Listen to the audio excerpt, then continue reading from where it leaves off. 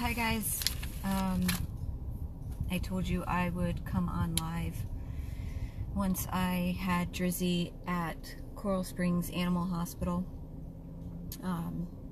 So I am here. I'm going to wait for a couple of people to log on before I start speaking, because I want to make sure that you can see me and hear me.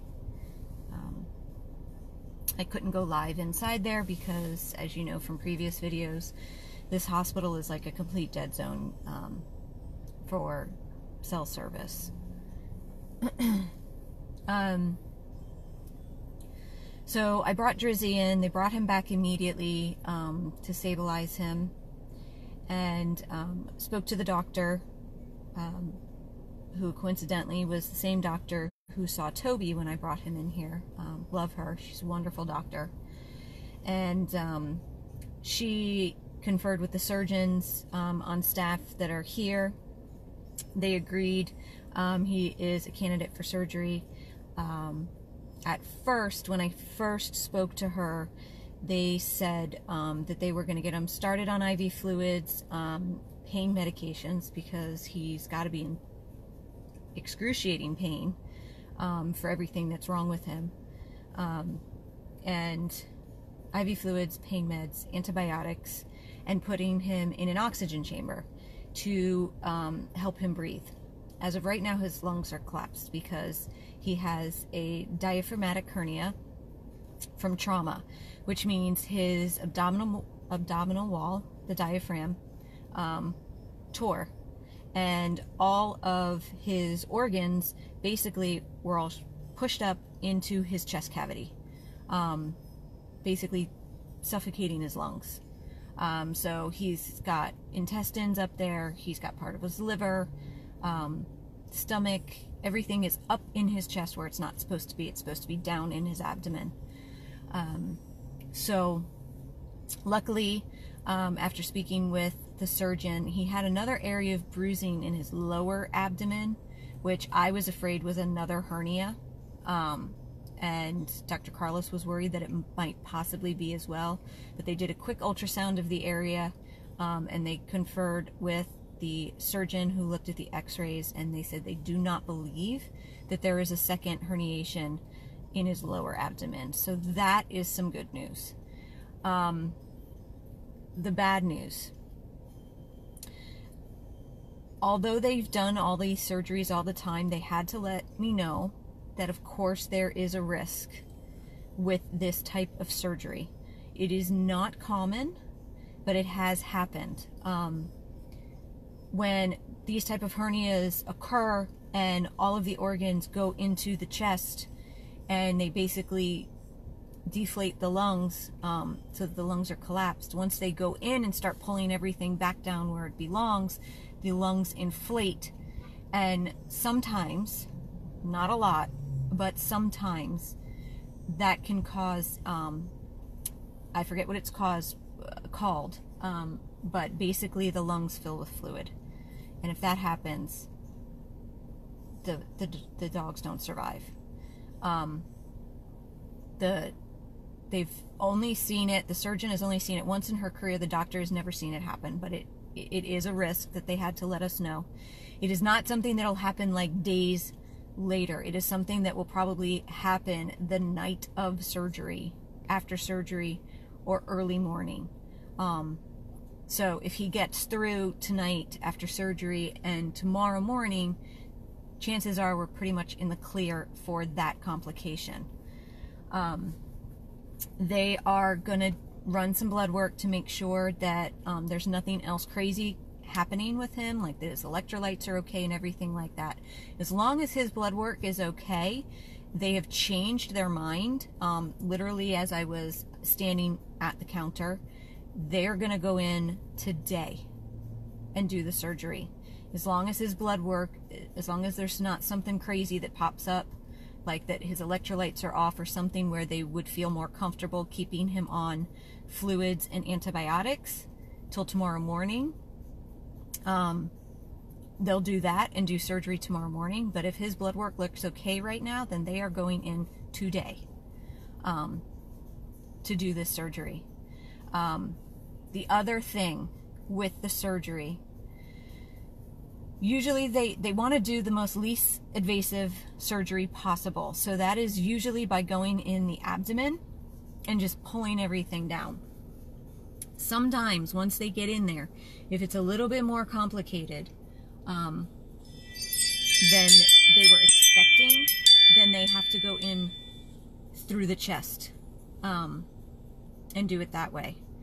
So they said, again, it's not common, but it is something that can happen, and we need to be prepared for that complication to arise. So I have the bill here. This is for his surgery that he is getting today, as long as his blood work comes back okay. This is just for a straightforward diaphragmatic surgery. If there is any complications and they have to go in through his chest, this number will jump dramatically. But this is, let me flip this.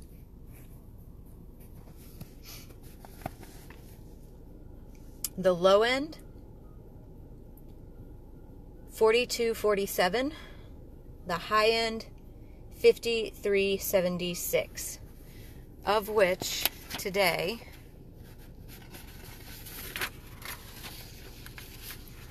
we just had to pay $4,000 because that was the deposit that we had to put down to get him treated immediately. So we just paid $4,000 for little Drizzy to attempt to save his life. So that is what we paid towards the high end, which is $53.76 for his surgery. Again, this total is only if it is a straightforward diaphragmatic surgery, that there is no complications that arise, that they don't have to change and go through his chest cavity. So that is what we're praying for. We are praying for a very straightforward surgery. No complications. No complications for fluid in the lungs. I don't even want to think that. I'm not going to even put it out there into the world, to the universe. We are praying that everything goes smoothly and that his recovery goes well. He also has trauma to the head. No neurological issues. They don't see any neurologic problems with him whatsoever, which is amazing for the amount of trauma that this little guy has endured. But he does have a bunch of broken blood vessels in his eyes, which is causing vision problems at the moment. The doctor does seem to believe that once it starts to heal, that he will get his vision back. He does react to the light tests. His eyes react the way they should when they shine the lights in. So that is a good sign. That's a very good sign. So we're hoping and praying that his vision returns. It's utterly heartbreaking that this 2-month-old puppy has these kind of injuries. The scary thing to me, which I don't even like thinking about, is the fact that there isn't a single mark on this puppy. There is no scratches, there's no abrasions, there's no blood, there's no nothing. With our other dog, Bennett, who was clearly hit by a car, he's got abrasions everywhere. He's got scratches. He's got like road rash. This puppy has nothing on him, which I don't even want to think about it, but the thought is in my head that this could be trauma from something else, not from being hit by a car. I don't know. We don't know. He came into the shelter. We don't know where he came from, but it just makes me sick. I looked over every inch of that puppy, and he doesn't have a single scratch on him. Everything is internal. So, it's devastatingly heartbreaking that this teeny tiny 2-month-old puppy has had to endure what he's had to endure. And not only that, it's the 30th, right? Or 31st. I don't even know what day it is, I'm sorry. But he has been at Miami-Dade Animal Services since the 27th. Sitting there in a cage in the shelter with his organs up in his chest, with his eye sockets full of blood, not being treated for 4 days. How does that even happen? This poor baby's probably been in agony for days sitting at that shelter. It just makes me sick. It makes me so sick. Because they were potentially going to bring him in today for surgery if his blood work goes well. I did ask to see him. They did bring him out to me, and I held him, and I kissed his face off, and I kissed his head, and I kissed his eyes, and told him that he was going to be okay, that he was going to be fine. So I did do that. I told him he has an army of people behind him, because that's what you guys are. You are our massive army who always comes through when we need you. And we need you now, because once again, his bill, that's the high end. $5,376, of which we just paid $4,000 to be able to start treatment on him. So I am begging you guys to please donate. Please donate for Drizzy. This poor baby didn't ask for this. He didn't ask for this to happen to him. And he is the sweetest little puppy. I held him in my arms. He kissed my face. He was biting my fingers. He's just a sweet, sweet little boy who didn't deserve this. I'm gonna post the photo in here when I sign off of the picture I just took of him before they took him back, so you guys can see his sweet little face. So I am once again going to beg you guys to please donate towards his care. Again, $5,300 for surgery to try to save his life today. We had to shell out $4,000 already. And we have the 2 other critical cases at Dr. Carlos.